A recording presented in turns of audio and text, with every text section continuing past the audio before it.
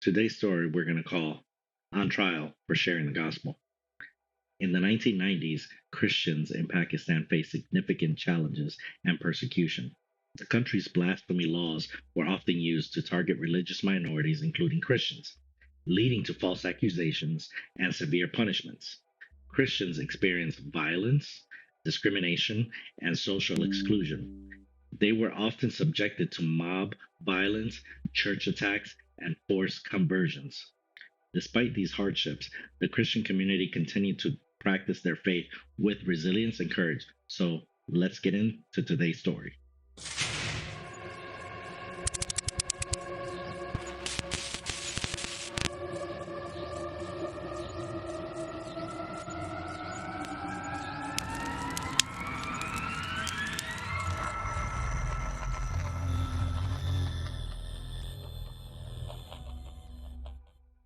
Today's story took place around 1997. The names have been changed to protect the individuals and their families. Paula was a curious 18-year-old young woman in Pakistan. While she was in school, she began developing a strong friendship with a young 17-year-old woman named Anita. One day, Anita handed Paula a Bible and began teaching her Christian music. Because Paula loved the Christian music so much, she began to teach them to her younger sister. However, Paula only taught her sister when her parents were not around because she knew her parents would not approve. Their parents were devout Muslims. But this did not stop her from sharing the beautiful songs and hymns she was learning. It was metamorphic to her. One day, Paula's parents quickly found out about the songs and their roots, and they were not pleased. However, they did not confront Paula right away. They had her younger sister investigating where she was getting this new Christian influence from. One day, Anita eventually invited Paula to a Good Friday service. And when this young Muslim woman heard the gospel presentation, she almost immediately accepted Jesus. She was overjoyed about her newfound relationship with Jesus, and she saw a great transformation take place in her life. Because of that transformation, she began to read her Bible and worship God boldly. She did not care who was around, but Anita knew that her friend would soon face criticism from her family. I'd like to remind you guys to like, share, and subscribe if you are enjoying the story for more content. Paula's parents eventually found out about her conversion, and they were furious. I mean, they had already arranged for her to marry a Muslim man. In hopes that her faith would be destroyed, they reminded her of her arranged marriage. But when she heard this, she quickly declined again. But this time, she fled. Paula's parents went after her, but they could not find her. Since she could not be found, her parents decided to accuse Anita and her pastor of kidnapping. Anita was arrested. During her arrest, she was slapped, beaten, and abused in front of her parents for more than 9 hours. Ultimately, she was taken to prison. The next day, Anita's pastor and his family were also in prison. Anita and her pastor were subjected to horrific abuse while in prison. Anita was whipped 16 times. 5 lashes alone would have caused a normal man to pass out. Thank God for the strength.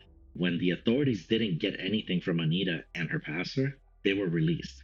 Anita could not sit for over 2 months after that beating, but her pastor, he could barely walk due to all the injuries on his hips and thighs. Not long after their release, Paula was found by her family, and to restore honor back to their family, Paula's brother stabbed her to death.